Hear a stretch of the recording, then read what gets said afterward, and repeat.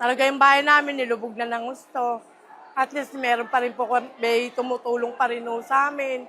Hindi pa rin po kami naghihirap sa pagkain. Nararamdaman po namin mga suporta ng mga tao sa amin, mga binibigay sa amin. Malaking tulong na rin po sa amin yun.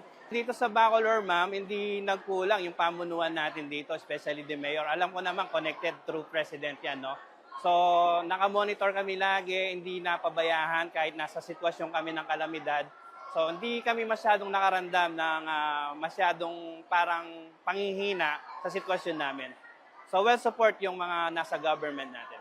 Sa ating mahal na Pangulo po, maraming salamat po. At nakapunta po kayo dito sa bayan namin. Isang malaking karangalan po na kadaupang palad po namin kayo at salamat po. Mabilis po yung pagbigay po ng tulong dahil po nakikita po namin na anuman pong oras po, meron po kami natatanggap na pagkain, meron po kami maayos po na tinutuluyan po ngayon, at yung pong tulong po na ibinibigay po sa amin ay natatanggap po ng lahat po. Hindi lamang po kami, pati po lahat po nandito po, pantay-pantay po na nakukuha po yung tulong. Sa ating mahal na Pangulong Ferdinand Marcos Jr., maraming salamat po sa pagpapaabot po ng tulong po sa amin.